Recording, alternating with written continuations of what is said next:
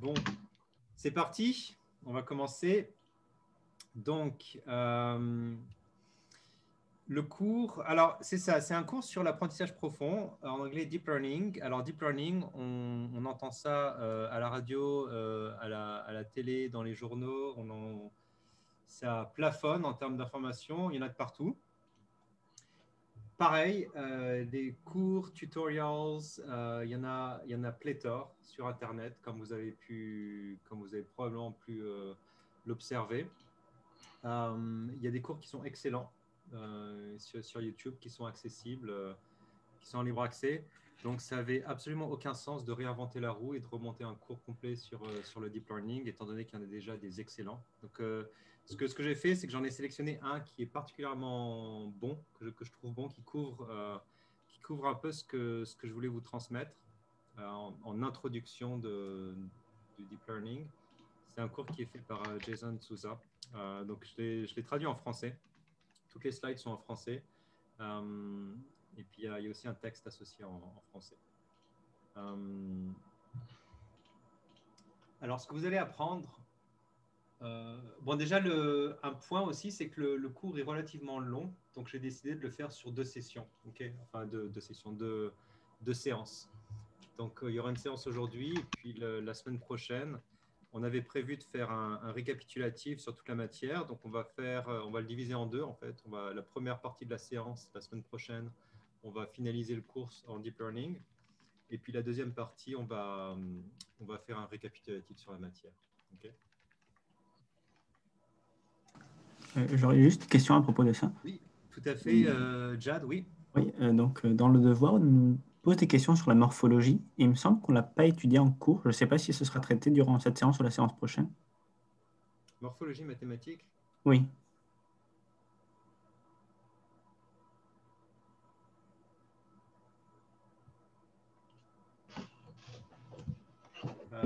Ok, je me fais une note. Je vais aller. Je me fais une note et puis je vais en parler à Nicolas, qui est en charge du cours là.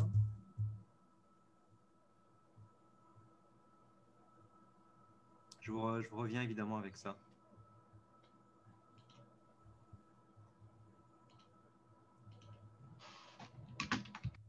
Parfait. Donc, l'idée de ce que j'aimerais vous transmettre, c'est que en fait, l'idée c'est d'apprendre tout ce dont vous aurez besoin pour démarrer avec l'apprentissage profond en Python. Comment construire des algorithmes capables de résoudre des problèmes complexes. Des choses qui n'étaient pas possibles il y a de ça à peine quelques décennies. Donc, on va parler de ce qu'est l'apprentissage profond, qu'est-ce qui fait la différence entre intelligence artificielle et apprentissage machine. Je vous présenterai des nouveaux réseaux, ceux qui sont essentiels pour l'apprentissage profond. Vous allez découvrir comment les modèles d'apprentissage s'entraînent et apprennent, et les différents types d'apprentissage, supervisé, non supervisé et apprentissage par renforcement. On va parler des fonctions de perte, optimiseurs, algorithmes de descente de gradient, différents types d'architecture de réseaux de neurones et différentes étapes impliquées dans l'apprentissage profond. Alors, c'est un cours qui se veut interactif, hein, donc n'hésitez surtout pas à m'interrompre à n'importe quel moment. Okay. Alors, voici le plan. Ce qu'on va faire aujourd'hui, c'est parler de l'introduction, terminologie, type d'apprentissage. Okay. La semaine prochaine, on va parler de régularisation, architecture et puis comment créer un modèle. Okay. Donc, commençons par le commencement, l'introduction. Donc, qu'est-ce que l'apprentissage profond? C'est un sous-ensemble d'apprentissage machine qui, à son tour, est un sous-ensemble de l'intelligence artificielle, ce qui implique des méthodes plus traditionnelles pour apprendre des représentations directement à partir de l'apprentissage automatique des données. L'apprentissage automatique, ça implique d'apprendre aux ordinateurs à reconnaître des modèles dans les données, des formes. Okay. De la même manière que nos cerveaux le font, comme les humains, en fait, il est facile pour nous de distinguer entre un chat et un chien. c'est beaucoup plus difficile d'enseigner à un ordinateur de faire ça. Okay. On va en reparler plus à ce sujet un peu plus tard dans le cours. Mais avant de faire ça, j'aimerais vous donner une idée du succès incroyable de l'apprentissage profond dans les dernières années. Donc en 1997, Garry Kasparov, le champion du monde d'échecs, a perdu contre Deep Blue, d'IBM, un des premiers ordinateurs qui utilisait un système d'intelligence artificielle. C'était la première défaite d'un champion du monde d'échecs en titre par un ordinateur. En 2011, Watson, encore une fois d'IBM, a participé à un jeu télévisé où il a eu à affronter les champions Brad Rutter et Ken Jennings, et il a remporté le premier prix d'$1 million. En 2015, AlphaGo, un programme informatique d'apprentissage profond créé par le département DeepMind de Google, a vaincu Lee Sedol, qui était 18 fois champion du monde au jeu de Go. Alors, il faut savoir que le jeu de Go, ça a mis plus de temps que le jeu d'échecs pour arriver à ce genre de performance avec l'apprentissage automatique, parce que c'est un jeu qui est plus complexe que les échecs du point de vue de l'ordinateur et du point de vue de l'apprentissage profond. C'était un achievement qui était assez remarquable. Mais bon, l'apprentissage profond peut faire plus que simplement des jeux. Il trouve des applications partout, de conduite automatique de véhicules, la détection de fausses nouvelles ou fake news, et prévoir des tremblements de terre, par exemple. Ce sont des choses étonnantes, non seulement parce que les machines battent les humains à leur propre jeu, mais aussi à cause des possibilités infinies qui sont ouvertes. Ce qui a suivi de tels événements a été une série de percées marquantes dans le domaine de l'intelligence artificielle, l'apprentissage automatique et l'apprentissage profond. Alors, qu'est-ce que l'apprentissage profond? Pour le dire simplement, l'apprentissage profond, c'est une technique d'apprentissage automatique qui apprend des fonctionnalités et des tâches directement à partir des données, en traitant les données en s'inspirant d'une architecture de réseaux neuronaux, comme ceux de notre cerveau. Ces réseaux de neurones contiennent un certain nombre de couches cachées à travers lesquelles les données sont traitées, et en permettant à la machine d'approfondir son apprentissage, en établissant des connexions et en évaluant les entrées pour obtenir des meilleurs résultats en sortie. Alors, pourquoi l'apprentissage profond? Le problème avec les algorithmes d'apprentissage traditionnels, apprentissage machine traditionnel, c'est que, quelle que soit leur complexité, ils sont toujours des machines qui requièrent une expertise dans de nombreux domaines d'intervention humaine et ne sont pas capables, et sont en fait capables de faire que ce pourquoi ils sont conçus. Okay. Par exemple, si je vous montre un visage, vous reconnaîtrez tout de suite que c'est un visage. Okay. Et comment un ordinateur peut savoir que c'est un visage? Okay. Si on suit le machine learning traditionnel, il faudrait définir manuellement et minutieusement à un ordinateur ce à quoi il fait face. Okay. Par exemple, l'image actuelle a des yeux, a des oreilles, une bouche. Et maintenant, comment est-ce que vous définiriez un œil, une bouche à un ordinateur? Okay. Si on observe un œil, on voit qu'il y a une certaine forme, d'accord, mais les coins sont à un certain angle, ne sont certainement pas à 90 degrés. Et ça dépend de la personne, ça dépend de l'orientation de la personne. Donc, on pourrait travailler avec ça, former par exemple un classificateur pour reconnaître ce type de ligne dans certaines orientations, mais c'est compliqué. Et puis justement, ça nécessite d'avoir une intervention d'experts pour définir tous les différents scénarios possibles. Okay.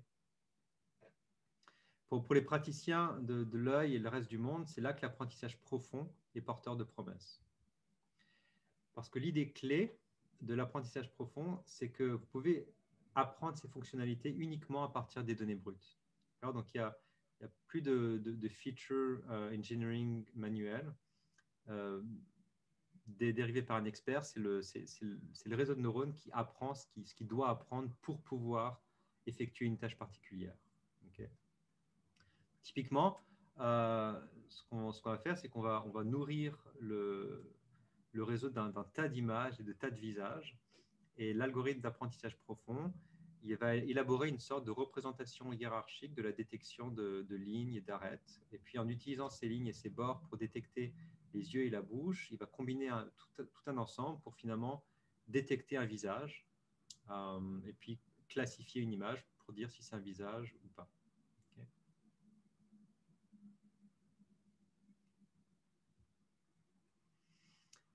Alors, c'est vrai que ce type d'algorithme de réseau de neurones existe en fait depuis assez longtemps. Okay.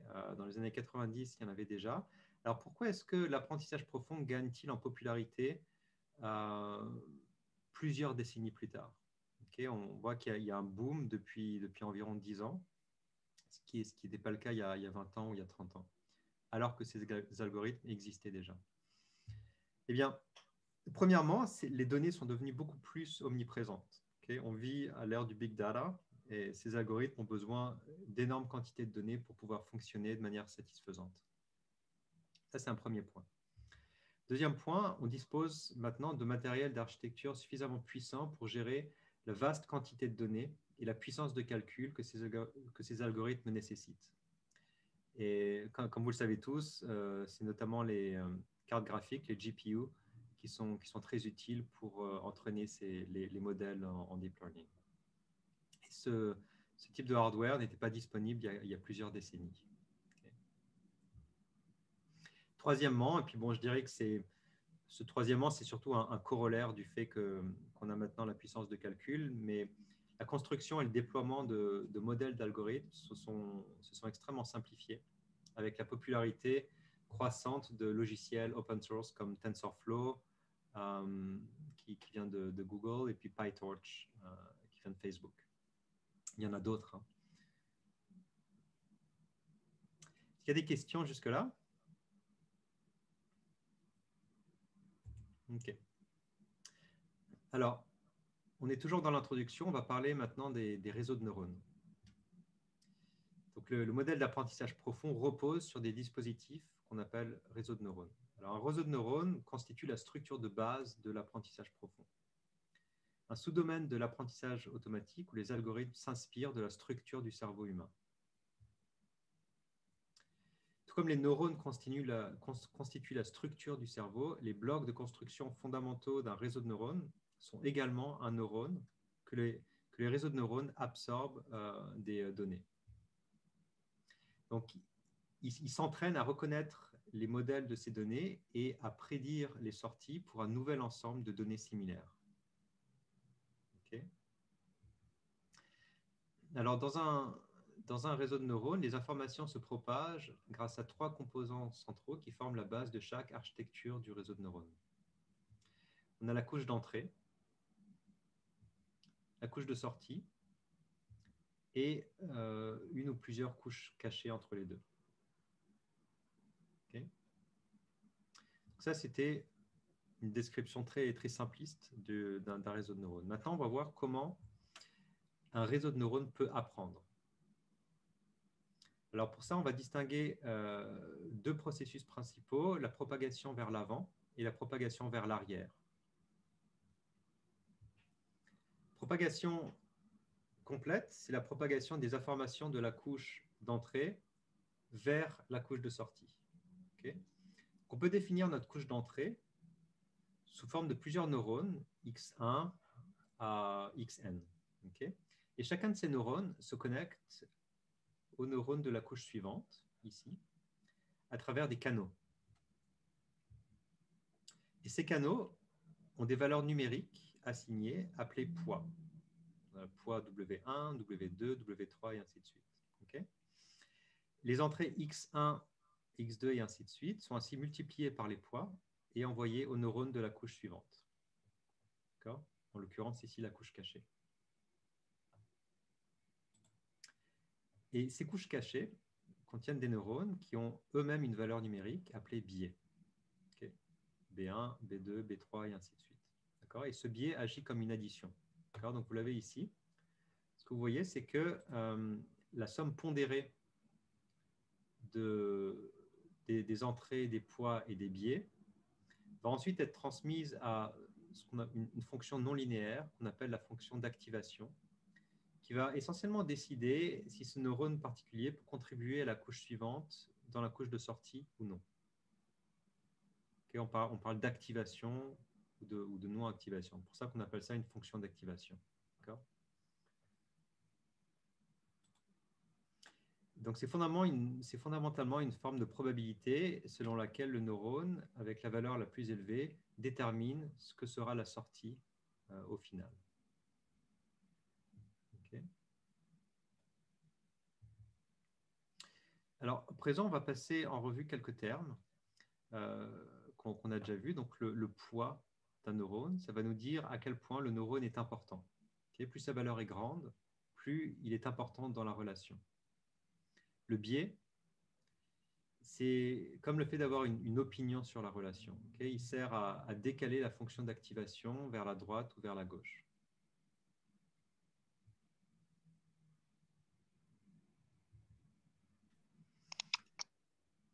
Alors, on a vu la propagation avant. Maintenant, on va parler de la propagation arrière, donc en anglais back propagation, dont vous avez peut-être entendu parler si vous avez fait un petit peu de réseau de neurones. C'est presque comme la propagation vers l'avant, mais dans le sens inverse. Okay. Les informations ici... Oui, allô? Oui, j'aurais juste une question. Les biais et les poids, est-ce qu'ils sont identiques pour la propagation avant et la propagation arrière? Oui, en fait, ils sont, disons, ils vont en fait être mis à jour, comme on va le voir un peu plus tard. Mais dans la condition initiale, on va en fait traverser le réseau avec des poids et des biais. Et ensuite, quand on va faire plusieurs itérations, à chaque itération, ces poids et ces biais vont être mis à jour, en fait. Okay. OK.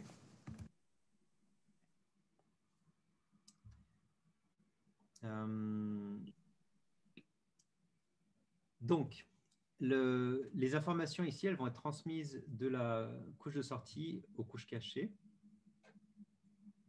Mais quelles informations sont transmises depuis la couche de sortie? La couche de sortie, elle est en fait censée être la couche finale où on obtient la sortie finale. Okay.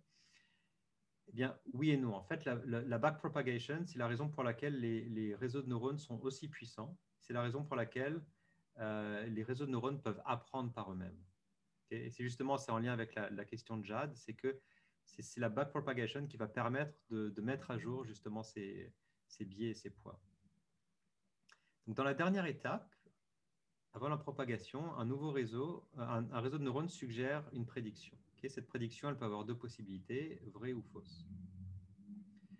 Dans la situation d'une backpropagation, le réseau de neurones évalue ses propres performances et vérifie si c'est vrai ou si c'est faux. Si c'est faux, le réseau utilise quelque chose appelé une fonction de perte pour quantifier l'écart par rapport au résultat attendu. Okay. Si cette information qui est envoyée au retour aux couches cachées pendant la backpropagation, pour que ces poids et ces biais soient ajustés pour que le niveau de précision du réseau augmente, c'est-à-dire pour que la fonction de perte en fait, soit la plus petite possible. Alors, on va essayer de gagner un petit peu cette intuition dans un exemple réel. Okay. On va faire ensemble une backpropagation avec des trois sets de données. Okay. Chaque jeu de données correspond à une ligne ici. D'accord. Et puis, les catégories qu'on veut trouver, c'est voiture ou camion. Okay. Donc, on va supposer qu'on a un ensemble de données. Cet ensemble de données nous donne le poids d'un véhicule, ici, dans cette colonne, et le nombre de marchandises transportées par ce véhicule, dans cette colonne-là. Okay. Ça nous dit également si ces véhicules sont des voitures ou des camions. Alors, ce qu'on veut, c'est utiliser cet ensemble de données pour élaborer des nouveaux réseaux et qui permettraient de prédire s'il s'agit de voitures ou de camions en fonction de leur poids et de leur marchandises. Okay. Donc, les entrées seront quoi? Les entrées seront poids et marchandises. Okay. Donc, on aura deux entrées de neurones. Et pour commencer, on va initialiser le réseau en donnant au hasard des poids et des biais. ok, comme vous le voyez ici. Okay.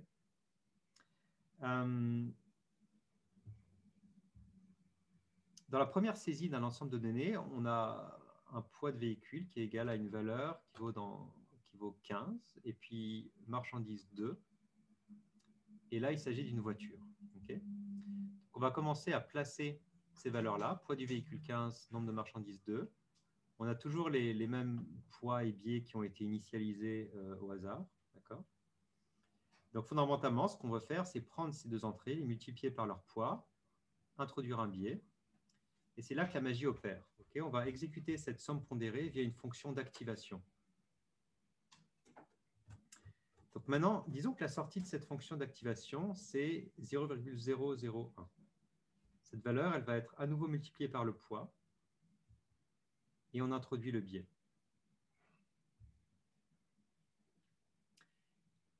Et finalement, donc, dans la couche de sortie, on a un résultat. Okay. Ce résultat, c'est camion. Okay. Alors, on sait que c'est une voiture. D'accord. Donc, pour le type de véhicule de poids 15 et marchandise 2, la plus grande probabilité avec les poids et les biais qu'on avait, c'était d'être un camion. Et on sait que ce n'est pas vrai. Okay. Et le réseau de neurones sait que ce n'est pas vrai non plus. Donc, c'est là où on va maintenant utiliser la backpropagation pour quantifier la différence entre les résultats attendus et la sortie prévue. OK? Vous êtes toujours avec moi? Donc là, d'une fonction de perte, dans la backpropagation, on va aller en arrière et on va ajuster les poids et les biais initiaux. Vous vous rappelez que lors de l'initialisation du réseau de neurones, on a choisi les poids et les biais de façon complètement aléatoire. Okay. Pendant la backpropagation, ces valeurs elles vont être réajustées pour mieux s'adapter au modèle de prédiction. C'était une itération dans le premier élément de données. Dans la deuxième entrée, nous avons le poids 34 et 67 pour la marchandise. Okay. On va utiliser le même processus qu'avant, multiplier l'entrée par le poids, ajouter un biais, passer ce résultat dans la fonction d'activation et répéter jusqu'à la couche de sortie. On va vérifier la différence d'erreur et utiliser le backpropagation pour ajuster le poids et les biais. Donc, votre nouveau réseau continuera à faire ce processus répétitif pour la propagation, calculera l'erreur et ensuite la backpropagation pour autant d'entrées qu'il y a dans l'ensemble de données. Plus vous aurez de données, et mieux il sera en mesure de prédire la bonne sortie. D'accord ? Il y a un mais, par contre. C'est que, qu'est-ce qui se passe si vous avez trop de données, en fait ? Si vous avez trop de données et que vous vous retrouvez avec un problème de surajustement, ou en anglais overfitting, qu'on va discuter un petit peu plus tard.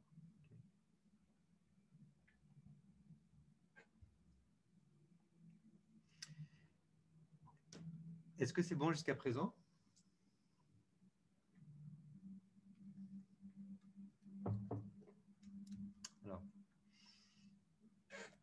Alors, c'est essentiellement ainsi qu'un réseau de neurones fonctionne. Vous alimentez l'entrée, le réseau s'initialise avec des valeurs aléatoires pour le poids, pour le biais, qui sont ajustées à chaque fois lors de la backpropagation, jusqu'à ce que le réseau ait parcouru toutes vos données et en mesure de faire des prédictions. Alors, l'algorithme d'apprentissage, il peut être résumé comme suit. Tout d'abord, on initialise le réseau avec des valeurs aléatoires. On prend un ensemble de données d'entrée, on les transmet à travers le réseau. On compare les prédictions obtenues avec les valeurs des labels qui sont attendus et on calcule la perte en utilisant la fonction de perte.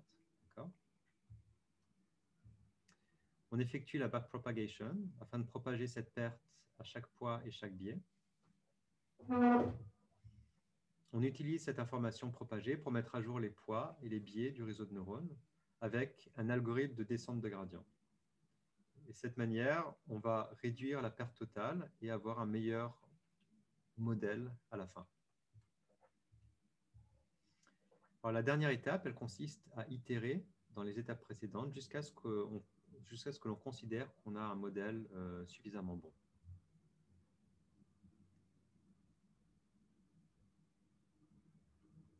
OK. Est-ce que c'est bon jusque-là? Donc, c'était une introduction très, très générale là, sur le concept de comment un réseau de neurones fonctionne. Alors, dans cette section, on va rentrer un tout petit peu plus dans les détails, puis on va parler des terminologies les plus couramment utilisées dans l'apprentissage profond. Okay. On va parler de la fonction d'activation, fonction de perte, optimiseur, paramètres, hyperparamètres, et puis époque, batch size et itération. Alors, commençons par la fonction d'activation. Fonction d'activation, elle sert à introduire quelque chose appelé quelque chose de non linéaire dans le réseau et décide également si un neurone particulier peut contribuer à la couche suivante ou pas. C'est pour ça qu'on appelle ça une fonction d'activation. Mais comment décider si le neurone peut se déclencher ou s'activer? Ben pour ça, on a eu quelques idées qui ont conduit à la création de différentes fonctions d'activation. Première idée qu'on a eue, c'est de savoir comment on active, c'est de savoir si on active le neurone, s'il est supérieur ou pas à une certaine valeur ou un certain seuil. S'il est supérieur à un seuil, on l'active, et sinon, non. Alors, la fonction d'activation est égale à activer si Y est supérieur à un certain seuil. Sinon, la fonction n'est pas activée. C'est vraiment comme une fonction pas à pas, une step function en anglais. La sortie de la fonction vaut 1 lorsque la valeur est supérieure à un seuil. Donc voilà donc défini une fonction d'activation pour un neurone. Okay. Pas de confusion, la vie est belle, sauf qu'il y a un inconvénient à ça, c'est que cette fonction d'activation très, très simpliste, elle ne couvre pas tous les cas. Okay. Regardez par exemple un cas où vous voudriez classer plusieurs de ces neurones en classe 1, classe 2, classe 3 ou plus. Qu'est-ce qui se passe si plus d'un neurone est activé? Chaque neurone en sortira valide. Mais à ce moment-là, comment décider à quelle classe il appartient? Okay. C'est compliqué. Ce que vous voudriez, c'est que le réseau n'active qu'un seul neurone et que tous les autres soient nuls. Mais comme ça, vous pourriez dire que la classification se fait correctement. Dans la pratique, c'est plus difficile de faire converger un algorithme de cette façon. Ce serait mieux si l'activation, au lieu d'être binaire, c'est-à-dire activé, non activé, elle est plutôt une valeur probable comme 75% activé ou 16% activé. Okay. Par exemple, il y aurait 75% que telle entrée appartienne à la classe 2. Alors, si plus d'un neurone est activé, vous pouvez trouver parmi les neurones activés lequel a la plus forte probabilité. Okay. Alors, donc c'est ça, vous vous demanderez à ce moment-là, vous cherchez un procédé qui propose une valeur un peu plus continue, un peu plus analogique, okay, plutôt que de simplement dire activé ou non activé.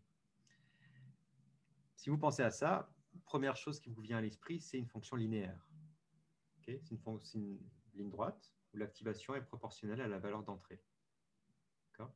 De cette façon, on a une plage d'activation, donc ce n'est pas une activation binaire. On peut alors connecter de façon certaine quelques neurones ensemble. Et si plus d'un est activé, alors on pourra prendre la valeur maximale et décider en fonction de cela. Okay. Quel est le problème avec la fonction linéaire?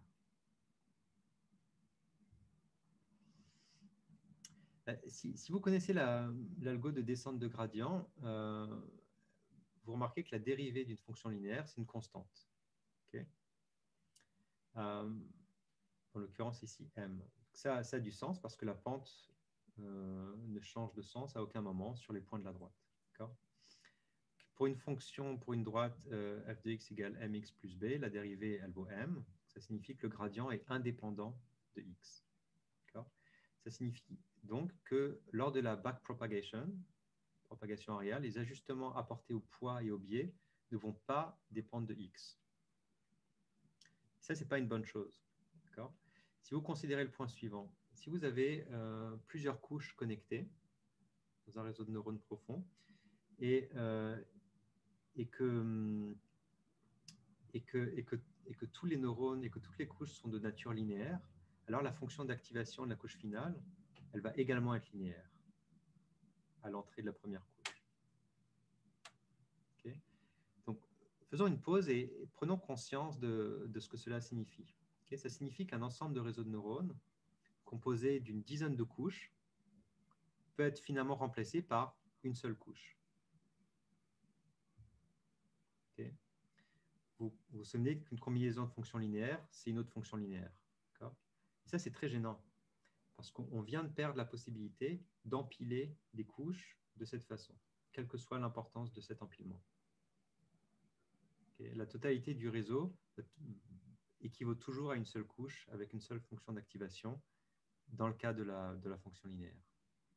Okay. Donc, on ne peut pas utiliser ça.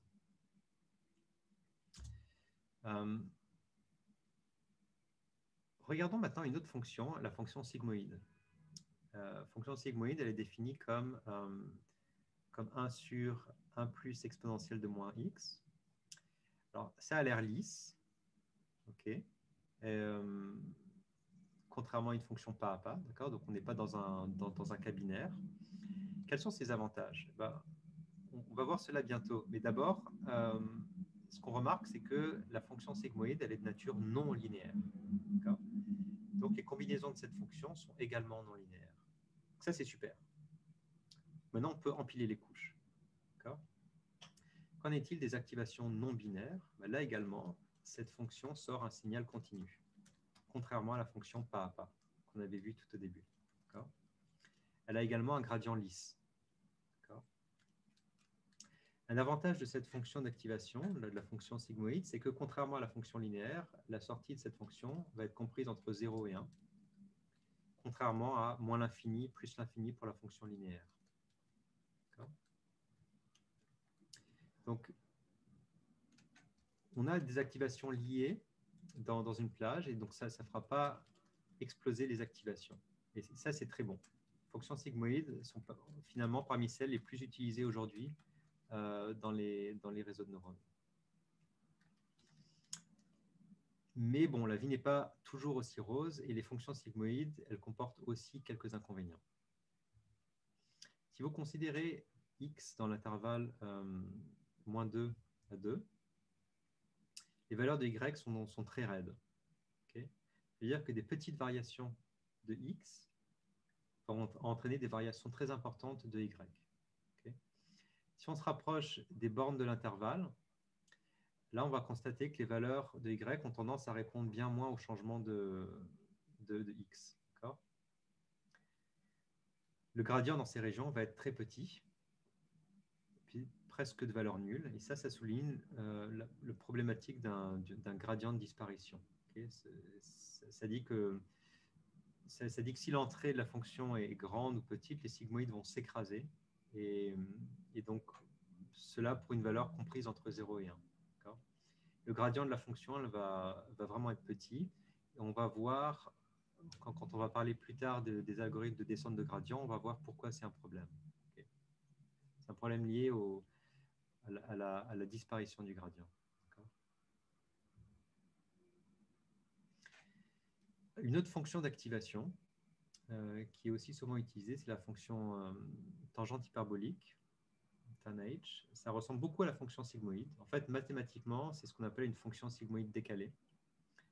Comme la fonction sigmoïde, cette fonction possède des caractéristiques dont nous avons discuté précédemment, c'est-à-dire qu'elle est de nature non linéaire. Donc, on peut empiler les couches. Ces valeurs sont comprises dans l'intervalle moins 1 à 1. Donc, il n'y a pas lieu de craindre que les activations fassent exploser la dérivée de la fonction tanh. La dérivée de la fonction est un peu plus raide que celle de la fonction sigmoïde. Donc, décider entre la sigmoïde et tangente hyperbolique va vraiment dépendre de notre exigence quant à la force du gradient dont on a besoin. Comme la fonction sigmoïde, tanh est très populaire et reste largement utilisée pour les fonctions d'activation. Et concernant le problème de la disparition du gradient dont on a discuté précédemment, eh bien, la fonction tanh possède également cet inconvénient.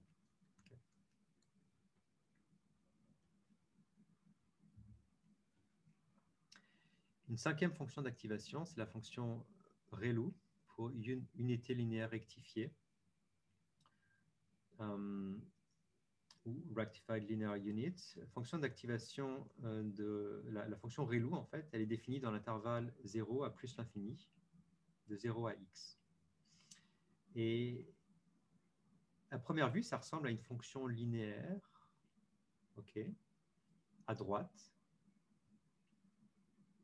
mais seulement à droite. D'accord? Donc, c'est pas, la fonction ReLU n'est pas linéaire dans son ensemble, moins l'infini à plus l'infini. Et les combinaisons de fonctions ReLU entre les différentes couches sont également non linéaires. Okay? Ça, c'est super. Ça veut dire qu'on peut empiler les couches d'un réseau de neurones avec la fonction ReLU. Cependant, contrairement aux deux fonctions précédentes, sigmoïde et tanh, elle n'est pas limitée. D'accord? À plus l'infini, on va avoir la fonction ReLU tend vers plus l'infini. Donc, ça signifie qu'il y a un risque de faire exploser l'activation. Un autre point qu'on doit discuter aussi, c'est la rareté d'une activation.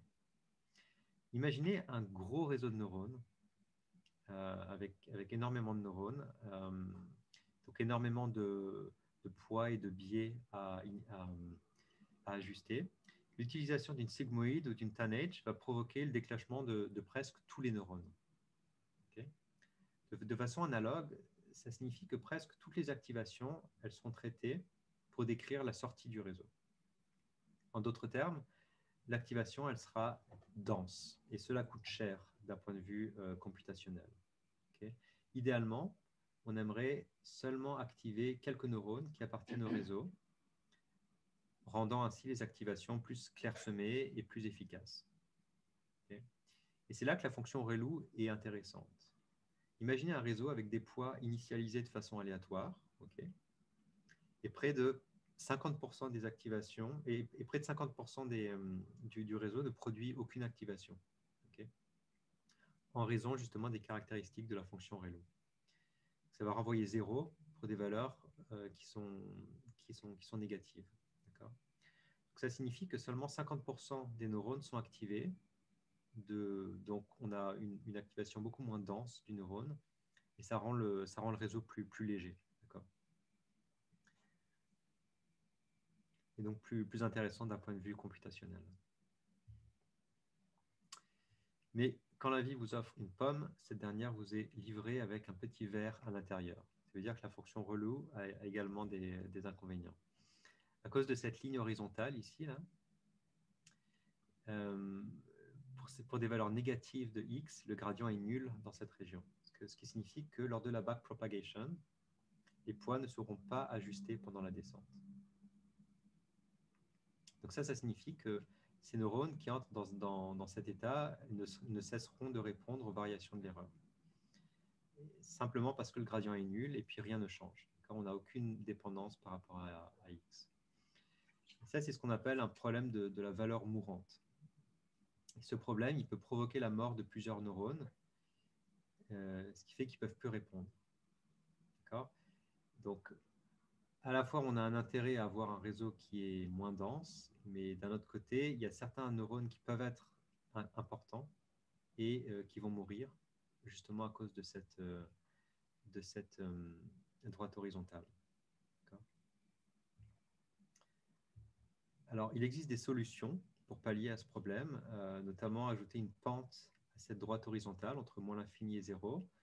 Généralement, cette pente, elle est de 0,001, disons de cet ordre, donc c'est vraiment une petite pente.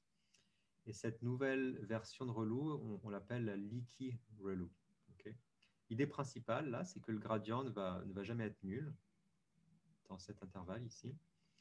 Et donc, on va pouvoir quand même activer des neurones, garder des neurones s'ils sont effectivement très, très importants pour le réseau.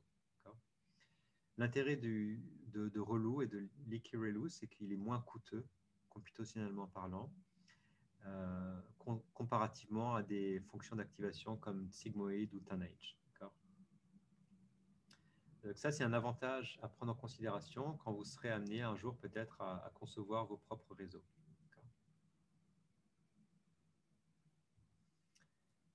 Alors évidemment, la question que tout le monde se pose quand il commence à, à designer une architecture, c'est quelle fonction d'activation utiliser.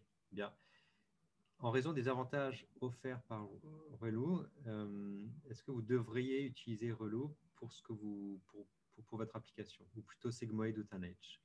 En fait, vous pouvez, ça va, vous pouvez essayer les deux, d'accord? Vous pouvez essayer Reloo, Liquireloo et puis Sigmoid Tanh.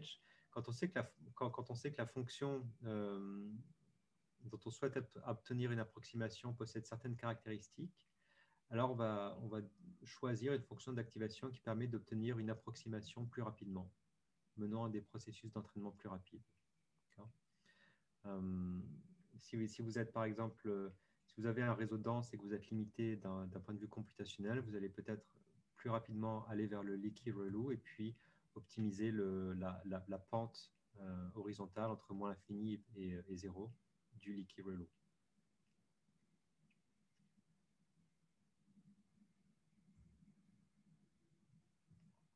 Par exemple, pour les fonctions sigmoïdes, elles fonctionnent bien pour des problèmes de classification binaire.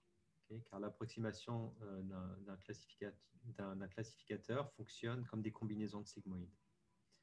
Et c'est peut-être plus facile que Reloo, et ça conduira à des processus de formation plus rapides et à une convergence plus large que vous pourrez utiliser sur vos propres fonctions personnalisées. Et si vous ne connaissez pas la nature de la fonction que vous essayez d'apprendre, je vous suggère de commencer par Reloo et de travailler ensuite à partir de là.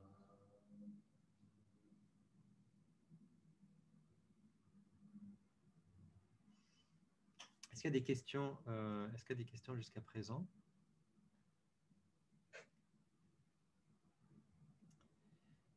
Alors, avant de passer à la section suivante, j'aimerais vous dire pourquoi on utilise des fonctions non linéaires par opposition aux fonctions linéaires. Donc, on en a déjà parlé brièvement un petit peu. Si vous vous en souvenez, dans la définition de la fonction d'activation, on a mentionné que les fonctions d'activation servent à introduire une non-linéarité dans le réseau. Okay.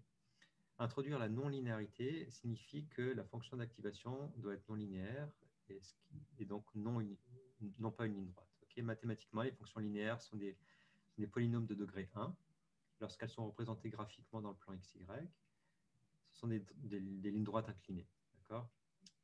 Les fonctions non linéaires sont des polynômes de degré supérieur à 1. Si on utilise des fonctions d'activation linéaire pour modéliser les données, alors peu importe le nombre de couches cachées, ce sera toujours équivalent à avoir un réseau monocouche. Dans l'apprentissage profond, on veut être en mesure de modéliser tous les types de données, et cela sans se sentir contraint, comme ce serait le cas si on avait à utiliser des fonctions linéaires.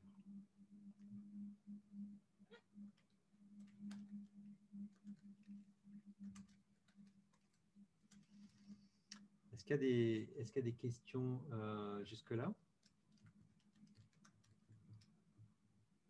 Okay. Donc, on a discuté précédemment dans le processus d'apprentissage des réseaux de neurones. On commençait par affecter des valeurs aléatoires concernant les poids et les biais pour que le réseau de neurones produise une prédiction. Okay. Cette prédiction, elle est comparée aux résultats attendus et les poids et les biais sont ajustés en conséquence. Les fonctions de perte sont la raison pour laquelle on est en mesure de calculer cette différence. De façon simple, une fonction de perte, c'est un moyen de quantifier l'écart entre la sortie prévue par le réseau neuronal, d'une part, et la sortie attendue, d'autre part. Il y a beaucoup de fonctions de perte. Hein. Par exemple, en régression, on a le calcul de l'erreur au carré, la paire de Huber. En classification binaire, on a l'entropie croisée binaire, la paire de Hinge. En classification multiclasse, on a l'entropie croisée multiclasse, la divergence de Kullback-Leibler. Et le choix de la meilleure fonction dépend vraiment du type de projet sur lequel vous allez travailler. Alors, différents projets nécessitent des fonctions de perte qui peuvent être différentes. D'accord. Quand on va aborder la section optimisation, on va parler de quelques fonctions de perte qui sont pertinentes pour certains problèmes. Mais bon, Vraiment, c'était juste pour vous montrer qu'il existe plusieurs façons de calculer la perte et que le choix de cette fonction va avoir un impact sur votre capacité à entraîner un modèle.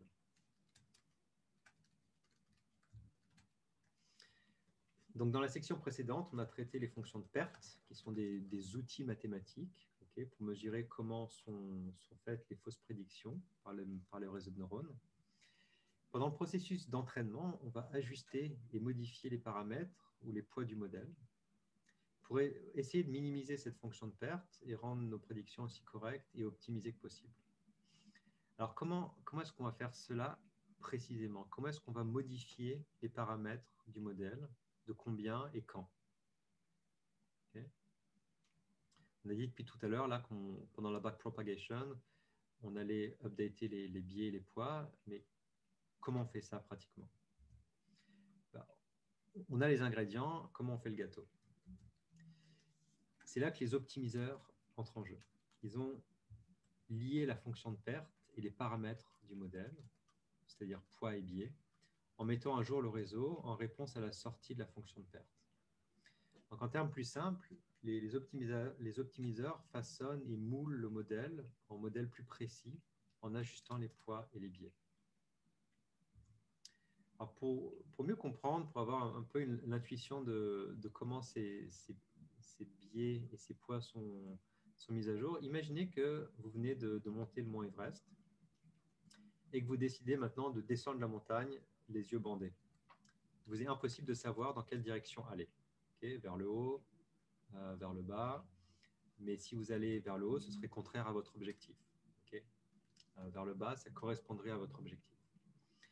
Pour commencer, vous allez faire quelques pas avec vos pieds pour évaluer si vous êtes en train de monter ou de descendre.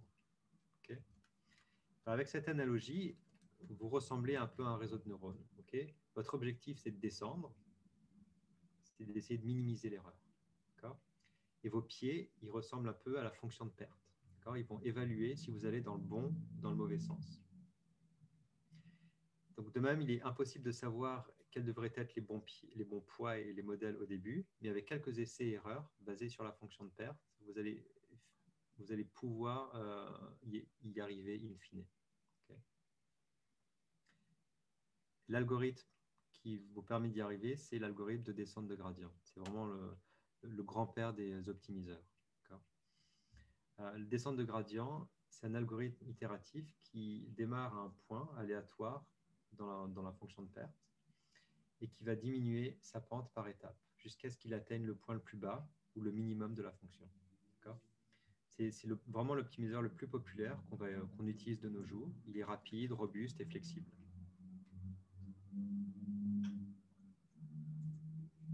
Alors, on va voir comment il fonctionne.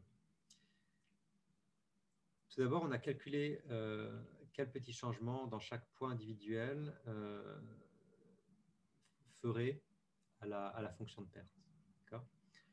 On ajuste chaque poids de manière individuelle en fonction de son gradient. C'est-à-dire que faire un petit pas dans une direction déterminée, dernière étape va consister à répéter la première et la deuxième étape jusqu'à ce que la fonction de perte soit aussi faible que possible.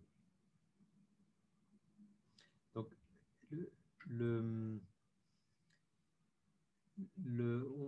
pour essayer de mieux comprendre, on va maintenant parler de la notion de perte de gradient. Le gradient, c'est une fonction et le vecteur des dérivées partielles par rapport à toutes les variables indépendantes. Donc, le gradient, il va toujours pointer dans le sens de la plus forte augmentation de la fonction. Et c'est ça qui vous permet de justement aller dans la bonne direction. Supposons qu'on a un graphique comme celui-ci avec une perte sur l'axe des Y et valeur des poids sur l'axe des X. Vous vous rappelez, vous êtes sur le mont Everest, vous êtes là, et là, vous voulez aller en bas. Vous commencez ici, d'accord, initialisé de manière aléatoire. Là, maintenant, pour minimiser cette perte, vous voulez ramener le point de données au minimum de la fonction, ici. Là, on va prendre le gradient négatif, puisqu'on veut trouver la plus forte diminution de la fonction.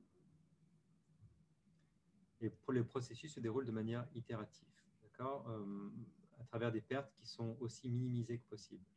Et ça, c'est justement la descente de gradient.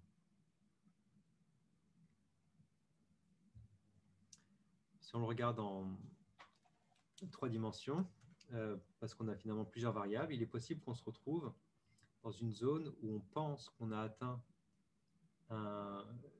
la plus faible valeur possible, c'est-à-dire un minimum global, mais en réalité, c'est juste un minimum local. D'accord? Donc ça, c'est un des dangers quand on fait de la descente de gradient, c'est de se retrouver dans un minimum local et puis d'arrêter ici. Okay? Vous n'avez pas atteint le minimum, vous n'êtes pas descendu du mont Everest, mais vous êtes juste arrêté à un moment, à un endroit où vous pensez que c'est le point le plus bas. Pour éviter de rester coincé dans un minimum local, on va utiliser ce qu'on appelle le taux d'apprentissage approprié. Okay? Changer les poids trop rapidement en ajoutant ou en soustrayant des grandes valeurs, c'est prendre des mesures trop importantes ou trop petites, ce qui peut nuire à votre capacité à minimiser la fonction de perte. Okay? Vous ne voulez pas faire un saut trop grand pour un poids donné. Pour vous assurer que ça ne va pas se produire, on va utiliser justement cette variable appelée taux d'apprentissage, en anglais learning rate. Et le learning rate, c'est un des paramètres que vous avez à optimiser quand vous décidez d'entraîner un modèle. C'est généralement un petit nombre, okay, par exemple 0,001, qu'on va multiplier avec les gradients pour les mettre à l'échelle. Et ça garantit que tout changement que vous allez faire à vos poids reste relativement petit. Vous vous rappelez, les poids, c'est les canaux qui vont connecter les neurones entre eux. Après une backpropagation, au lieu de changer un poids de 0,43 à 0,7, par exemple, ça va changer de 0,43 à 0,44.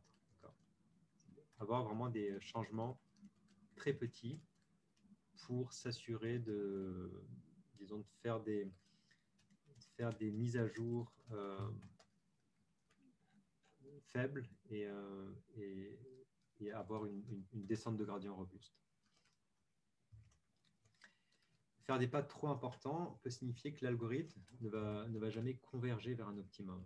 Okay? Mais quand je vous disais tantôt que c'était un peu important d'avoir, disons, d'updater les poids et les biais avec un tout petit delta, on ne veut pas non plus prendre des pas trop petits, parce que là, on pourrait ne jamais se retrouver avec les bonnes valeurs pour les poids. Okay? En jargon mathématique, des pas trop petits pourraient conduire à une convergence de notre optimiseur sur un minimum local pour la fonction de perte, mais jamais le minimum absolu. Okay. Pour résumer, en fait, rappelez-vous que le taux d'apprentissage, il n'y a pas de valeur magique, là, il n'y a pas de valeur universelle à vous donner. Mais rappelez-vous que ce learning rate garantit que vous changez votre poids à un bon rythme qui correspond à votre modèle et à vos données. Il ne faut pas faire de changements trop importants, il ne faut pas faire de changements trop petits. Okay.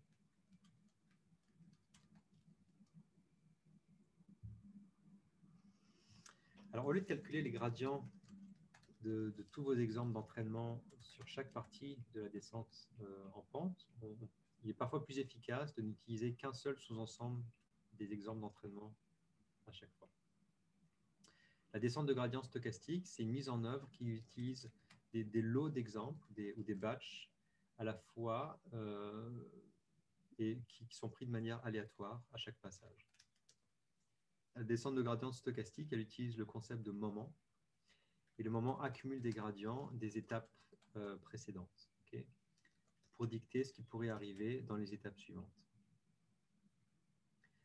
Et aussi parce qu'on ne va pas inclure la totalité de l'ensemble d'entraînement, la gradiente de descente stochastique, elle coûte moins cher en calcul. C'est pour ça qu'elle est très intéressante.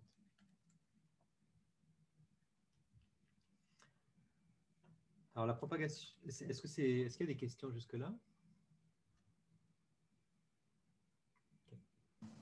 Peut-être juste... Ah, oui. Oui. Juste pour clarifier les choses, est-ce qu'on fait plusieurs propagations pour définir la fonction de perte avant de commencer à ajuster les poids et les poids et les pieds? Ou c'est à chaque itération qu'on fait cette mise à jour-là? C'est à chaque itération qu'on va mettre à jour les poids et les biais. Et la fonction d'activation, vous la sélectionnez. Elle ne va pas changer. Ça va être la même au moment où vous commencez votre entraînement et ça va être la même pendant tout l'entraînement.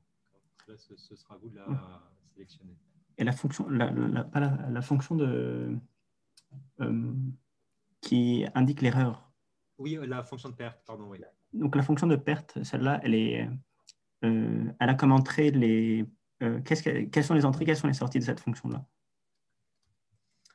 Ben, ça va être en fait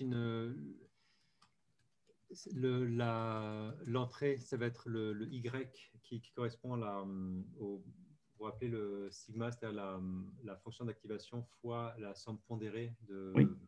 des X, I et puis WI et BI, moins la connaissance, la vérité terrain que vous avez. C'est-à-dire que quand vous faites un entraînement supervisé, vous connaissez quelle est la vérité terrain. En fait, si vous faites par exemple une tâche de catégorisation binaire, okay, on va prendre les cas le plus simple, vous voulez décider si c'est un chat ou un chien, ou si une image est un chat ou un chien. Et ben là, la fonction de perte, ça va être si vous trouvez par exemple la valeur 0,75 pour la probabilité d'avoir un chien alors que c'est un chat, ben là vous allez avoir 0,75 de faux. Okay. Alors que si vous trouvez que c'est un chien, là vous allez être à 0,25. Okay, donc vous allez être plus proche de votre vérité terrain. Ok. La fonction de perte, elle a été définie simplement disons, pour une itération. On a, disons, pour un exemple, on a un résultat, on sait si c'est faux ou c'est vrai. Est-ce qu'à partir d'une simple itération, là, on peut établir une fonction de perte? Ou c'est après avoir fait plusieurs itérations qu'on peut déduire une fonction de perte? Non, ta fonction de perte, c'est la fonction qui va calculer. Ok, en fait, peut-être ce qui n'est pas clair, c'est ta fonction de perte, tu vas la définir tout au début. En fait, ça va être par exemple erreur au carré ou dice loss ou la divergence de Kullback-Leibler. C'est vraiment une fonction qui te permet de calculer une erreur en fait, un delta, okay, une norme L2, une norme L1. Okay. Donc vois ça vraiment comme une erreur, comme un calcul d'erreur en fait. Une fonction de perte, c'est une fonction qui calcule une erreur. Okay. Donc dans l'exemple du chat et du chien là, pour chaque itération, okay, au premier passage, si tu initialises tes poids et tes biais de manière aléatoire, d'accord, tu mets en entrée ton premier jeu de données, d'accord, donc tu as ton X, tu vas faire passer ton X dans ton réseau, et là, tu peux calculer une erreur entre la prédiction, d'accord, avec ton réseau, avec ta première, comment dire, ta première version de réseau, d'accord, et puis ta vérité terrain. Okay. Ensuite, tu fais ta backpropagation et puis tu reviens et ton but, tu vois, l'espèce d'image que je vous montrais en 2D là, ça correspond à la fonction de perte et c'est là où vous voulez justement trouver le minimum. Est-ce que c'est un peu plus clair? Oui, c'est un peu plus clair. Ouais. Ok. Alors, la backpropagation, donc c'est essentiellement une descente de gradient mise en œuvre sur un réseau. Okay. Il existe d'autres types d'optimiseurs basés sur la descente de gradient qui sont utilisés aujourd'hui. Il y a l'ADAGRAD qui adapte le taux d'apprentissage spécifiquement aux caractéristiques individuelles. Ça signifie que certains des poids dans l'ensemble de données auront un taux d'apprentissage différent des autres. Ça fonctionne très bien pour les ensembles de données clairsemés, c'est-à-dire contrairement à dense, où il manque beaucoup d'exemples d'entrée. Adagrad, par contre, a un problème important, c'est que le taux d'apprentissage adaptatif a tendance à devenir très faible au fil du temps.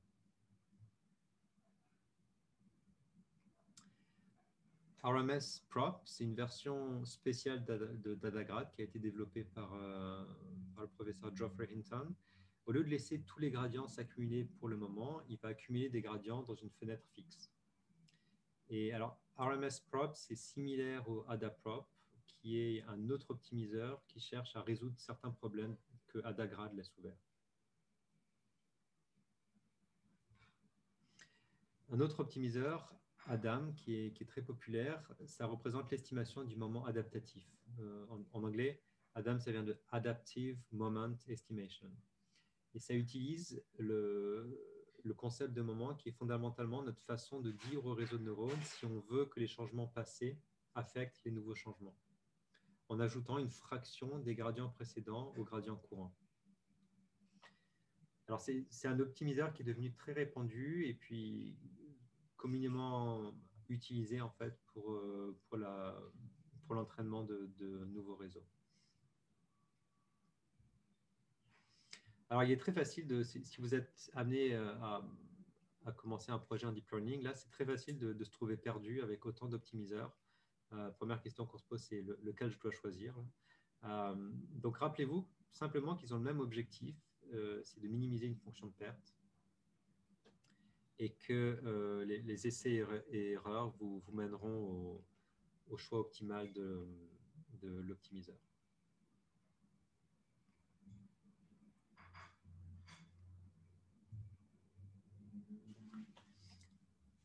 Alors, vous m'aurez peut-être entendu parler souvent de mots paramètres et souvent le mot paramètre est confondu avec le terme hyperparamètre en apprentissage profond.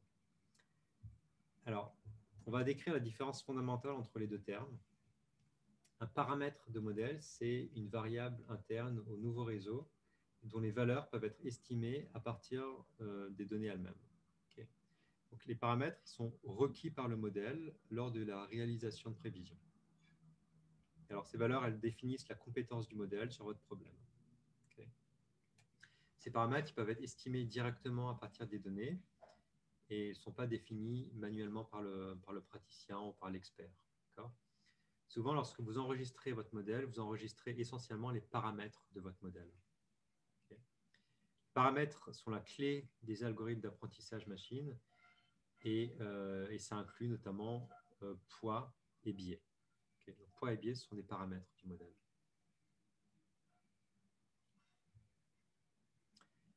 Les paramètres, donc, ils sont requis pour formuler des prévisions. Elles définissent... ça, on en a déjà parlé. Okay. Bon, encore une fois, les paramètres dont on a parlé le plus jusqu'à présent, c'est les poids et les biais. Alors, maintenant, qu'est-ce qu'un hyperparamètre? Un hyperparamètre, c'est une configuration de façon externe au modèle et dont la valeur ne peut pas être estimée à partir des données. Okay. Il n'y a aucun moyen de trouver la meilleure valeur pour un hyperparamètre de modèle. Sur un problème donné, on peut utiliser des règles empiriques pour copier des valeurs utilisées dans d'autres problèmes similaires ou rechercher la meilleure valeur par essai-erreur. Lorsqu'un algorithme d'apprentissage machine est réglé pour un problème spécifique, lorsque vous utilisez une recherche par grille ou aléatoire, alors vous allez en fait régler l'hyperparamètre du modèle afin de découvrir des paramètres qui résultent dans des meilleures prédictions.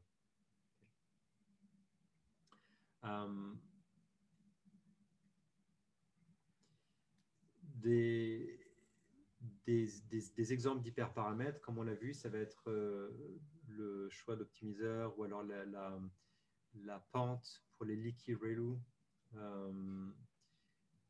Donc, tout ça, ça va être des hyperparamètres. Et puis, alors, quand on parle d'essai-erreur, évidemment, il y a des façons élégantes pour optimiser ces hyperparamètres. Okay, il existe des algorithmes de descente de gradient pour les hyperparamètres, en fait, qui va commencer avec une série d'hyperparamètres.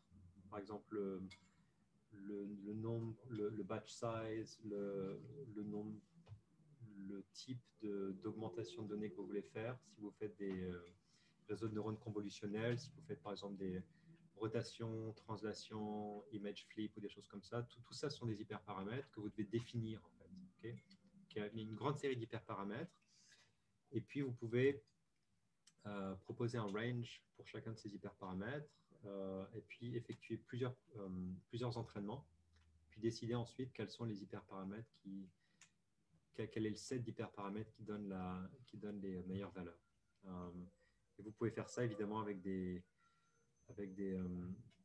une infrastructure, disons plusieurs GPU en fait. Vous pouvez lancer plusieurs entraînements en parallèle parce que sinon c'est des choses qui pourraient vous prendre des semaines ou des mois. Okay. Donc vraiment l'optimisation d'hyperparamètres, c'est très lourd computationnellement.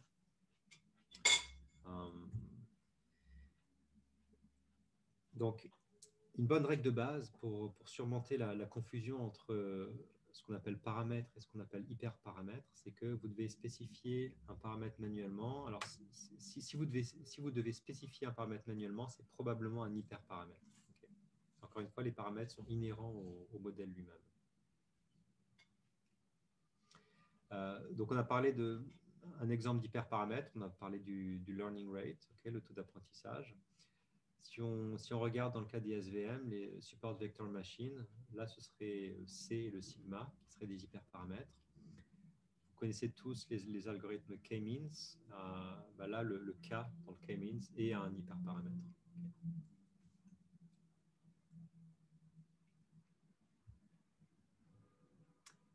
C'est bon? Est-ce qu'il y a des questions?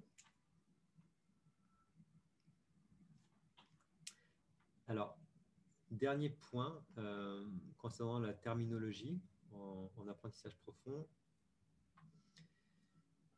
c'est le concept d'époque, batch size et itération. Alors, excusez les anglicismes là, mais j'ai dû faire des choix de ne pas traduire certains termes parce que le batch size, j'aurais pu l'appeler le taille du lot, mais si vous êtes amené un peu plus tard à faire des entraînements de deep learning, vous serez peut-être un peu plus confus si je me mets à tout franciser.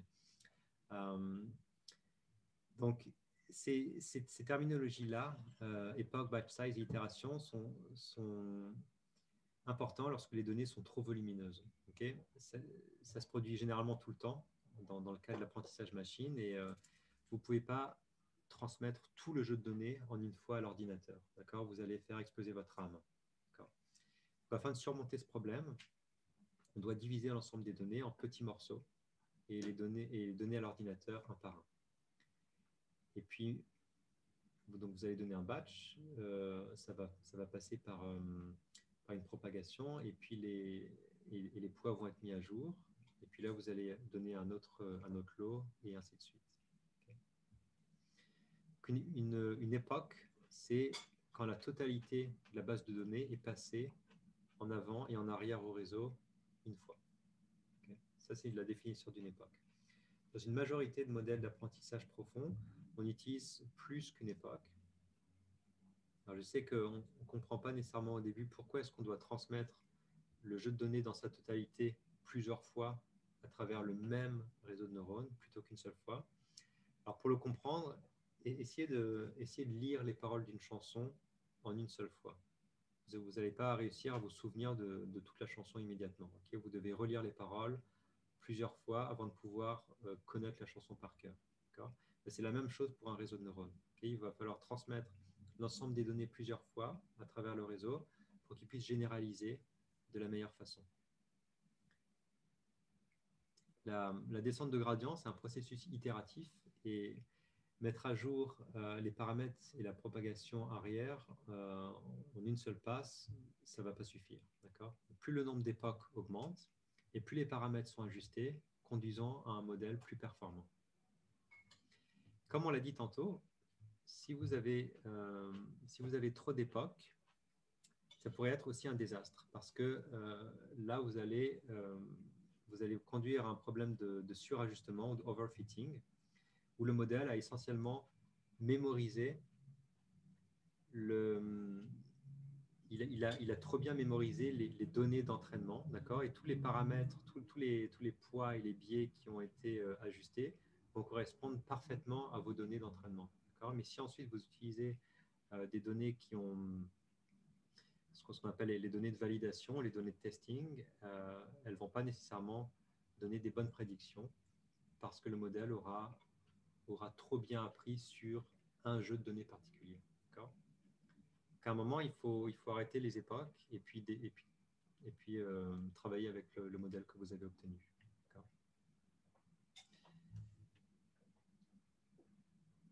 D'accord? Est-ce qu'il y a des questions?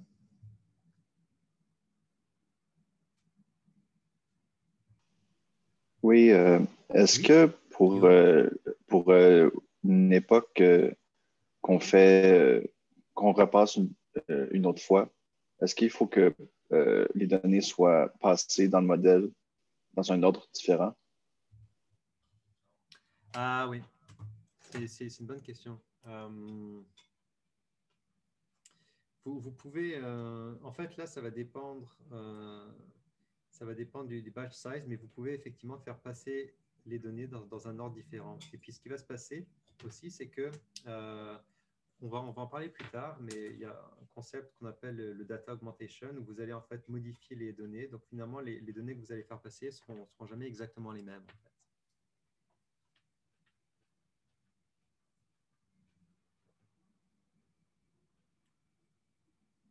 Est-ce que ça répond à la question? Oui, merci. Alors,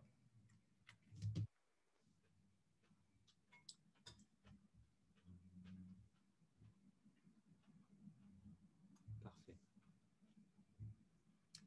Alors, bon, là, j'ai appelé ça lot et taille d'un lot, mais on parle de batch size ici. Okay.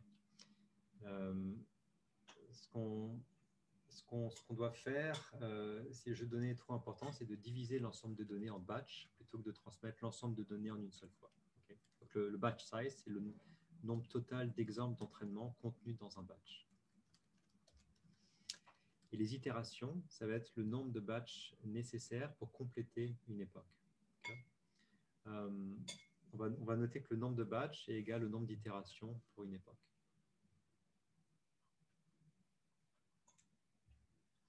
Alors, si on suppose qu'on dispose d'un ensemble de données composé par exemple de 34 000 exemples d'entraînement, qu'on divise l'ensemble de données en batch de 500, alors il va falloir 68 itérations pour compléter une époque.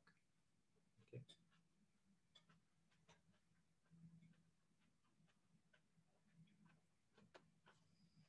Est-ce que c'est bon sur le concept d'époque, batch size et itération? Alors, une petite conclusion là sur les terminologies qu'on vient de voir. C'est une section assez grande. J'espère que ça a pu apporter quelques éclaircissements sur les paramètres et hyperparamètres importants en apprentissage profond. Donc, avant de passer au point suivant, j'aimerais mentionner que quand vous serez amené plus tard, ou vous avez probablement, certains d'entre vous été amenés à entraîner des réseaux, toujours les questions qu'on se pose, c'est choisir parmi les options différentes. Quel nombre de couches cachées choisir? C'est-à-dire quelle est la profondeur de votre réseau? Quelle fonction d'activation? Pour être honnête, il n'y a pas de définition claire en termes de ligne directrice quant au choix que vous devez faire. C'est une partie amusante de l'apprentissage profond. C'est extrêmement difficile de savoir au début quelle est la bonne combinaison à utiliser pour un projet en particulier. Et c'est là où je trouve que c'est l'aspect un petit peu pervers du deep learning, c'est que c'est toujours présenté comme une solution magique qui fonctionne beaucoup mieux que l'apprentissage machine traditionnel. C'est-à-dire qu'on n'a pas l'expert qui doit designer des features particuliers pour détecter un visage ou un chien ou un chat. On dit que c'est le réseau qui le fait lui-même, mais ça demande une grande expertise et un art et beaucoup d'intuition en fait sur comment comment orienter vos choix pour entraîner un modèle. Donc là, la conclusion, c'est vraiment expérimenter, augmenter votre intuition pour pouvoir faire des choix plus efficaces dans le futur.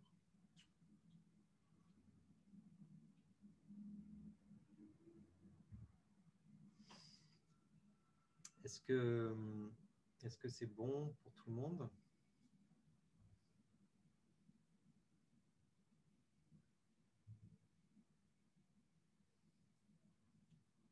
Il est 3h08.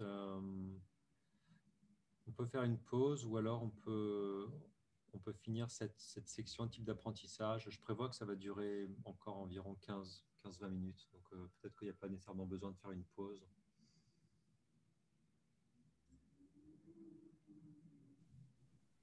Ok, bon, ben, on va y aller. Alors on va continuer. Donc dans cette section, on va parler de différents types d'apprentissage qui sont des concepts d'apprentissage machine. Mais je me suis étendu à l'apprentissage profond. Alors, on va parler d'apprentissage supervisé, non supervisé et par renforcement. Alors, l'apprentissage supervisé, c'est la couche la plus courante de l'apprentissage automatique aujourd'hui. Généralement, si vous êtes néophyte dans le domaine de l'apprentissage automatique, votre voyage va commencer par les algorithmes d'apprentissage supervisé. Alors, explorons ce qu'ils sont.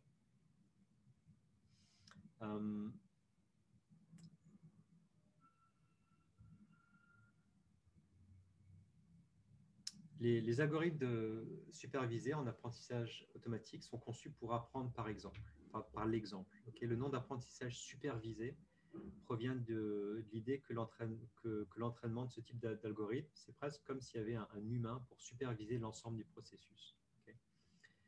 Et la clé dans l'apprentissage supervisé, c'est que vous entraînez vos modèles avec des données labellisées.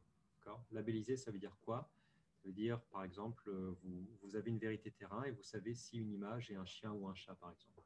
Ou si c'est le cas d'une segmentation, chaque pixel sera labellisé avec de façon sémantique, avec une classe qui vaut 0 ou 1 ou 2 si vous êtes en multiclasse.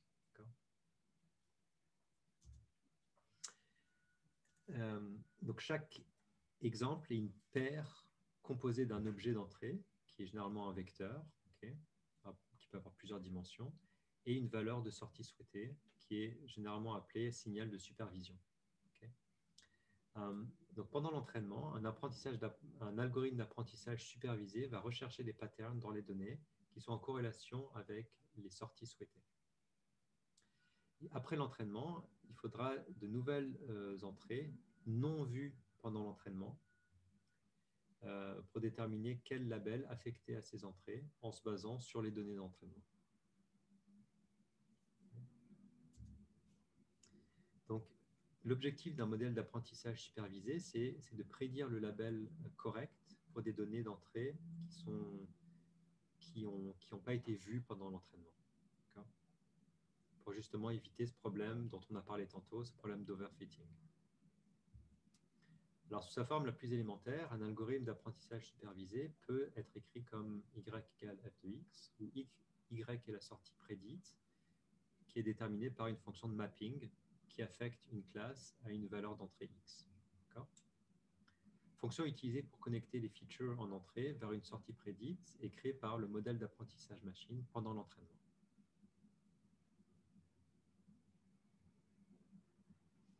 L'apprentissage supervisé, il peut être divisé en deux sous-catégories, la classification et la régression.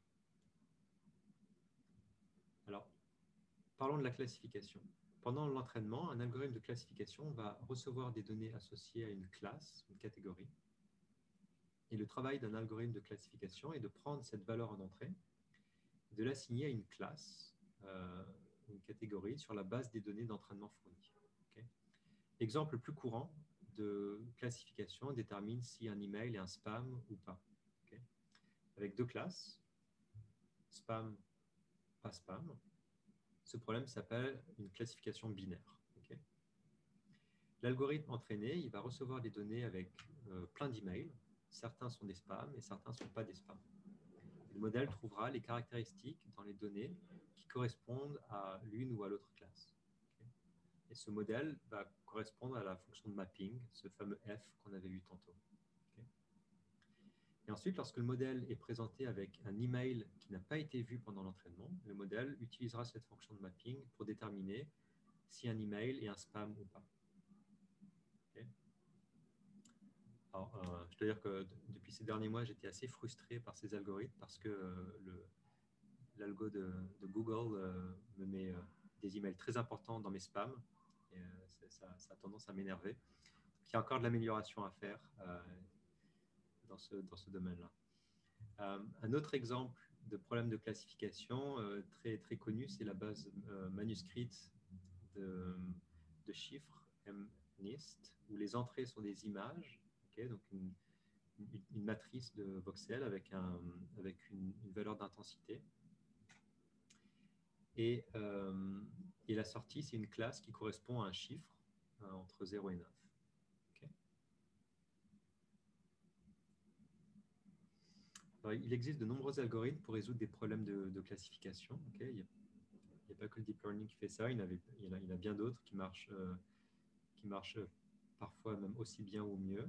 Ça va dépendre, le choix de cet algorithme va vraiment dépendre de la situation. Okay. Si on vous demande plus tard de faire une classification, pas obligé de vous jeter tout de suite dans le deep learning. Là, peut-être qu'une solution SVM va marcher tout aussi bien. Donc, il existe des classificateurs linéaires, support vector machine, des proches voisins ou des random forest. Okay.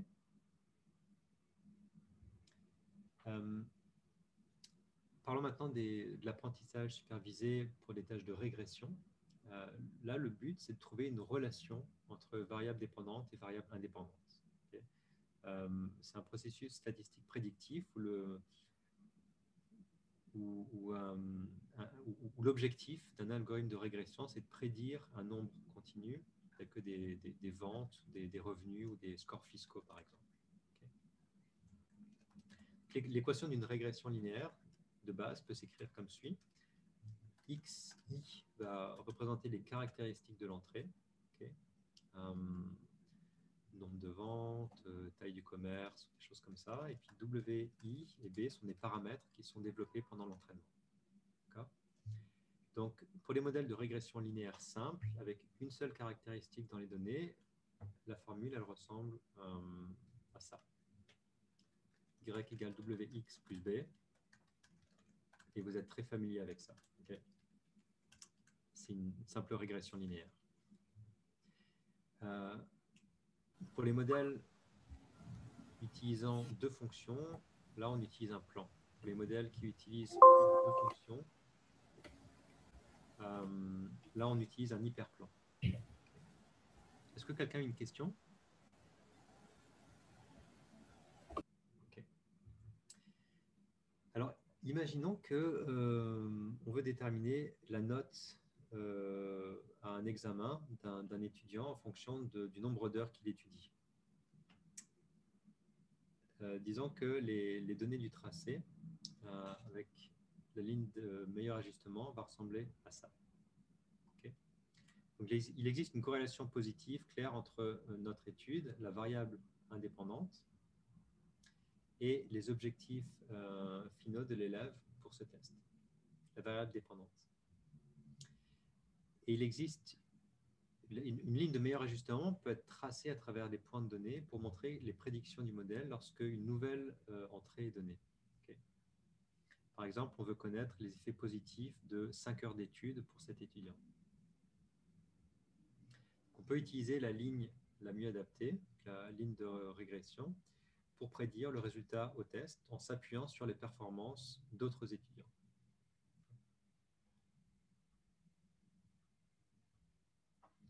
Et un exemple d'apprentissage supervisé en régression serait par exemple les données sur les prix des logements à Boston, où les variables en entrée seraient la description d'un quartier et le résultat serait le prix de l'immobilier en dollars, par exemple.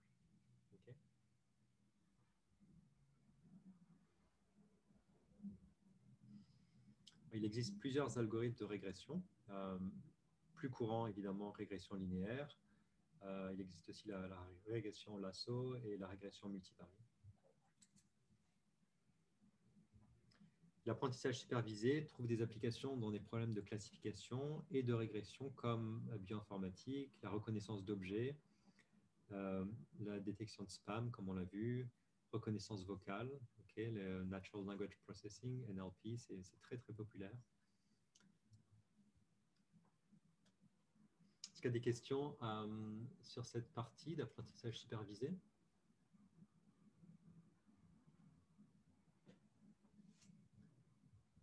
Alors, on va passer à l'apprentissage non supervisé. L'apprentissage non supervisé, c'est une branche de l'apprentissage machine qui est utilisée pour manifester des modèles et des données sous-jacentes. Et l'apprentissage non supervisé est souvent utilisé dans l'analyse exploratoire des données. Contrairement à l'apprentissage supervisé, en apprentissage non supervisé, on n'utilise pas de labellisation, mais on va plutôt se concentrer sur la caractéristique des données. Donc, le but d'un algorithme d'apprentissage non supervisé, c'est d'analyser les données et de trouver des caractéristiques importantes, par exemple des sous-groupes ou des modèles cachés dans l'ensemble des données qu'un observateur humain pourrait pas détecter ou pas facilement. Et c'est très utile dans certaines applications, comme on va le voir bientôt. L'apprentissage non supervisé, on peut le grouper en deux catégories, le regroupement ou le clustering et l'association. Alors, le clustering, c'est l'application la plus simple et la plus courante de l'apprentissage non supervisé. Le but, ce sera vraiment de prédire des valeurs continues telles que des résultats de tests, et ce sera de grouper en fait, des résultats selon certains paramètres. Les classes, elles vont contenir des points de données aussi similaires que possible les uns des autres et aussi différents que possible des points de données d'autres clusters. Chercher à minimiser la variance intra-cluster, mais à maximiser la variance inter-cluster. Le clustering va aider à trouver des modèles sous-jacents dans les données qui peuvent ne pas être perceptibles par un observateur humain. Ça peut être décomposé en clustering partitionnel ou clustering hiérarchique. Le clustering partitionnel fait référence à un ensemble d'algorithmes de clustering où chaque point d'entrée dans un ensemble de données ne peut appartenir qu'à un seul cluster. Le cluster hiérarchique, lui, il trouve des clusters par un système de hiérarchie et chaque point de données peut appartenir à plusieurs clusters. Certaines classes contiennent des clusters plus petits. Le système de hiérarchie peut être organisé sous forme d'un diagramme arborescent, par exemple. Alors, vous avez tous entendu parler de certains de ces diagrammes, hein, le K-means, la maximisation des attentes ou l'analyse hiérarchique de clusters.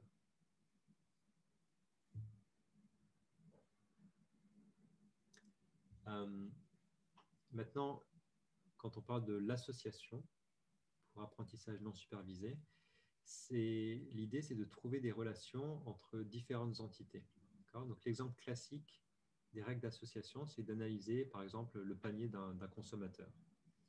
Ça signifie utiliser une base de données des transactions dans le supermarché pour trouver des articles qui sont fréquemment achetés ensemble. Par exemple, une personne qui achète des pommes de terre et des hamburgers va généralement acheter de la bière. Ou une personne qui achète des tomates et du fromage à pizza voudra peut-être apporter de la pâte à pizza, etc. L'apprentissage non supervisé trouve des applications vraiment partout. Par exemple, Airbnb, qui cherche à héberger des séjours et des expériences et à connecter des gens partout dans le monde. Cette application utilise des algorithmes d'apprentissage non supervisé dans lequel un client potentiel interroge ses besoins, puis Airbnb apprend ces modèles et recommande des séjours et des expériences qui appartiennent au même groupe de clusters. Par exemple, une personne qui cherche une maison à San Francisco pourrait ne pas être intéressée par la recherche de maison à Boston, par exemple. Évidemment, Amazon utilise aussi des apprentissages non supervisés pour connaître les achats de clients et recommander des produits fréquemment achetés ensemble. Okay. Ça, c'est un exemple d'extraction de règles d'association. Okay. La raison pour laquelle, quand vous allez faire des recherches pour, je sais pas moi, pour un trampoline, pendant 3 semaines, les 3 semaines suivantes sur Facebook, vous avez plein de pubs de trampolines ou d'activités de jardin. Ça, c'est vraiment des exemples d'applications d'apprentissage non supervisé par association.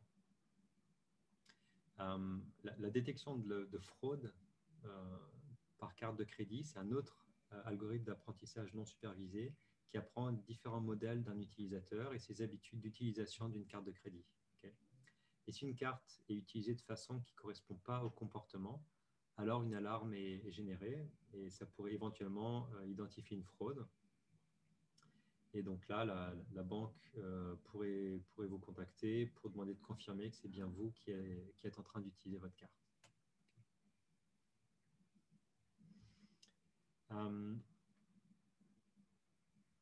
Est-ce qu'il y a des questions sur cette partie d'apprentissage non supervisé?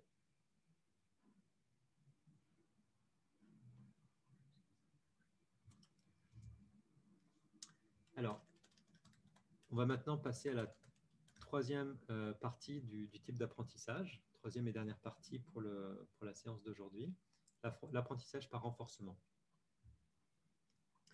L'apprentissage par renforcement, c'est un type de technique d'apprentissage automatique qui permet à un agent d'apprendre dans un environnement interactif, par essai et erreur, en utilisant les retours de ses propres actions et expériences. Donc, comme l'apprentissage supervisé, il va utiliser un mapping entre l'entrée et la sortie. Okay.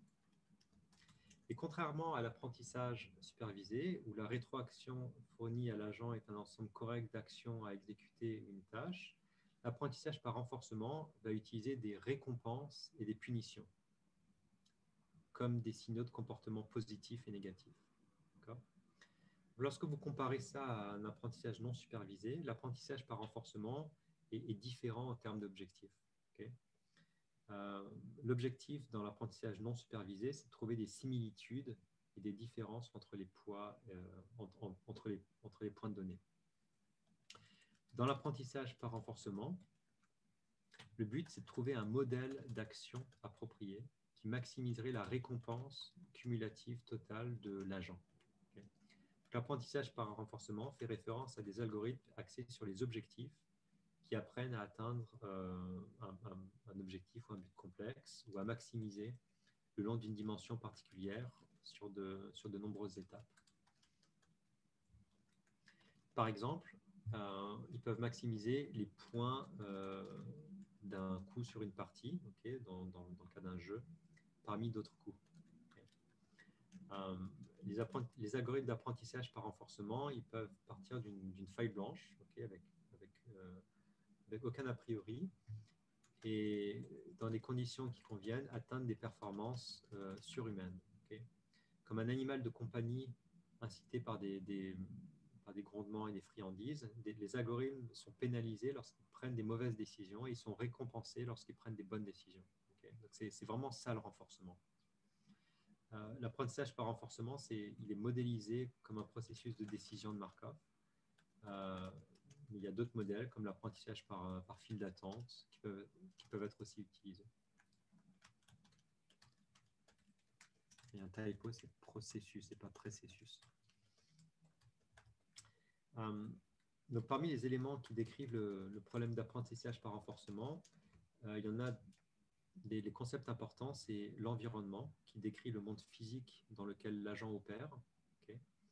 L'état qui représente la situation actuelle de l'agent, la récompense qui va être une rétroaction reçue par l'environnement, par exemple des points en plus ou un bonbon, et la stratégie qui peut être la méthode pour trouver ce mapping entre état de l'agent et action de l'agent. Okay. Par exemple, aller à droite ou à gauche pour un jeu vidéo. Okay. Et enfin, la récompense future qu'un agent recevra en prenant une action dans un état particulier. Okay. Alors, exemple classique, c'est vraiment le jeu vidéo. Un problème d'apprentissage peut être mieux expliqué par des jeux. Si on prend le jeu Pac-Man, où le but de l'agent, c'est de manger la nourriture dans la grille tout en évitant les fantômes sur son chemin. Okay. Le monde de la grille, c'est l'environnement interactif de l'agent. Et Pac-Man reçoit une récompense pour avoir mangé de la nourriture et une punition s'il est tué par un fantôme. Okay. Donc, autrement dit, il va perdre la partie. Et les états sont l'emplacement que Pac-Man peut prendre dans le monde de la grille. Okay. Et la récompense cumulative totale, c'est que Pac-Man gagne la partie. Il existe beaucoup de recherches qui se fait actuellement en apprentissage par renforcement, qui passe par des jeux vidéo.